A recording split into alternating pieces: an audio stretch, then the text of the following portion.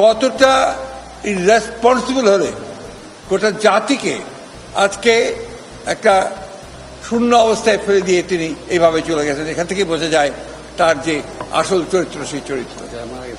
আজকে আমি শ্রদ্ধা জানাতে চাই, প্রাণ ভরে আমাদের শ্রদ্ধা নিবেদন করতে চাই সেই সমস্ত শহীদদের। প্রায় 1000 খানেক শহীদ হবে যারা এই আন্দোলনে শহীদ হয়েছেন। আমি আবারও আমার শ্রদ্ধা, আমার অভিবাদন, শুভেচ্ছা জানাতে চাই আমাদের বীর সেনানীদেরকে, এই ছাত্রদেরকে যারা আজকে এই অসম্ভবকে সম্ভব করেছেন। আপনারা জানেন যে দীর্ঘ প্রায় 16 বছর আমরা এই স্বৈরাচারী সরকারের বিরুদ্ধে সংগ্রাম করছি, লড়াই করছি।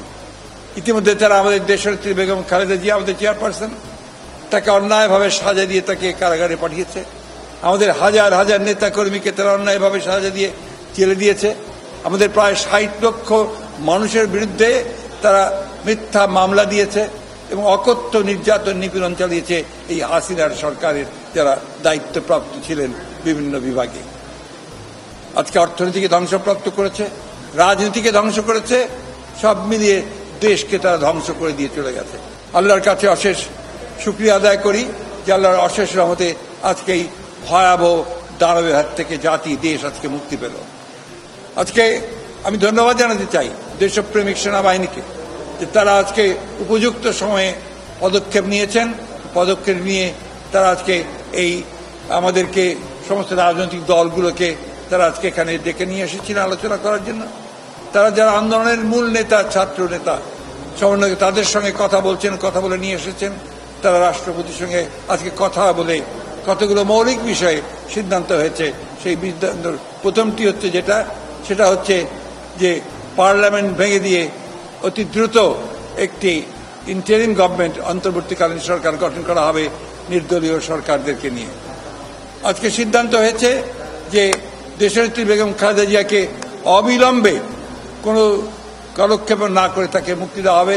সেই সঙ্গে মুক্তি দেওয়া হবে সেই সমস্ত নেতা কর্মী, ছাত্র নেতা যাদেরকে অন্যায়ভাবে গত 1 জুলাই থেকে বন্দী করে রাখা হয়েছে, তাদের সকলকে মুক্তি দেওয়া হবে। রাজনৈতিক কারণে যাদেরকে বন্দী করে রাখা হয়েছে মুক্তি দেওয়া হবে সেই সমস্ত মানুষদেরকে যারা অন্যায়ভাবে কারাগারে আটক হয়ে রয়েছে। সিদ্ধান্ত হয়েছে যে এখন এই হাসিনার পালিয়ে যাওয়া পদত্যাগের পরে যে অবস্থা সৃষ্টি হয়েছে, সেই অবস্থা, বিশেষ করে আইন শৃঙ্খলা পরিস্থিতি যে অবস্থা সৃষ্টি হয়েছে, এই আইন শৃঙ্খলা পরিস্থিতিকে নিয়ন্ত্রণে আনার জন্য সমস্ত রাজনৈতিক দলগুলো তারা কাজ করবেন, ছাত্র নেতারা কাজ করবেন, ছাত্ররা কাজ করবেন। আমি আজকে আপনাদের মাধ্যমে এই আবেদন জানাতে চাই সমগ্র দেশবাসীকে যে আসুন, আমরা একটা বড় বিজয়, বড় সাফল্য অর্জন করেছি। সেই সাফল্যকে ধরে রাখতে আমরা যেন আবার সেটাকে অন্যদিকে প্রবাহিত না হয়, সেই জন্য নিজেরা সংযমের পরিচয় দেই। ক্রোধ, ঘৃণা বা প্রতিশোধের বশবর্তী হয়ে আমরা যেন কাউকে আক্রমণ না করি, কোনো প্রতিষ্ঠানের ক্ষতি না করি। বিশেষ করে আমাদের যে সমস্ত বন্ধুরা, ভাইয়েরা আমাদের সঙ্গে আছেন, আমাদের ধর্মীয়ভাবে তারা যা সংখ্যালঘু, তাদের উপরে কোনো যেন আক্রমণ না হয়, তাদেরকে প্রোটেক্ট করা, তাদেরকে রক্ষা করা কিন্তু আমাদের পবিত্র দায়িত্ব। তাই আপনাদের মধ্য দিয়ে আমি আমাদের দলের সকল স্তরের নেতা কর্মীদেরকে আবেদন জানাতে চাই যে আপনারা সবাই নেমে পড়ে এই ভয়াবহ যে প্রবণতা দেখা দিয়েছে, এই প্রবণতা থেকে দেশকে রক্ষা করুন। কাউকে সেই সুযোগ নিতে দেবেন না যে সুযোগে দুর্বৃত্তরা বা দুষ্কৃতিকারীরা অন্যের উপরে আঘাত আনবে। এই অনুরোধ আমি দেশবাসীকে জানাতে চাই যে আসুন, আজকে জাতির এই ক্রান্তি লগ্নে আজকে আমরা সামরিক বাহিনীকে সহযোগিতা করব, একই সঙ্গে আমরা নিজেদেরকে ঐক্যবদ্ধ করে এই দেশকে রক্ষা করব এবং সমস্ত অন্যায় অত্যাচারের প্রতিবাদে আমরা আবার ঐক্যবদ্ধ হয়েছি। এই ঐক্যকে দৃঢ় করে রেখে দেশকে আমরা দেশের শত্রুদের হাত থেকে, বাইরের শত্রুদের হাত থেকে আমরা অবশ্যই তাদেরকে রক্ষা করব। এটাই হচ্ছে আজকে আমাদের সবচেয়ে বড় আবেদন আপনাদের কাছে। দেশনেত্রী বেগম খালেদা জিয়া আপনাদের সকলের কাছে সেই আবেদন জানিয়েছেন যে ধৈর্য ধরুন, শান্ত হন এবং দেশকে রক্ষা করুন, জাতিকে রক্ষা করুন। আজকে যে উদ্যোগ নেওয়া হচ্ছে সেই উদ্যোগকে সফল করুন। আবারও আমি আমার ছাত্র নেতাদেরকে সমন্বয়কারীদেরকে, ছাত্র বন্ধুদেরকে, যারা সবাই আন্দোলনে শরিক হয়েছেন,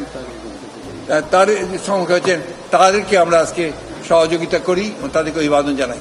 সেই সঙ্গে আমি আবারও এই কথাটা আবার আপনাদের মধ্যে তুলে ধরতে চাই, যে নেতা আমাদের মাঝে নেই, তাকে অন্যায়ভাবে মিথ্যা মামলা দিয়ে বিদেশে নির্বাসিত করা হয়েছে, আমাদের নেতা তারেক রহমান, তিনি এই আন্দোলনে সর্বাত্মকভাবে সহযোগিতা করেছেন প্রতি মুহূর্তে এবং এই ফ্যাসিস্ট বিরোধী আন্দোলনের নেতৃত্ব দিচ্ছেন।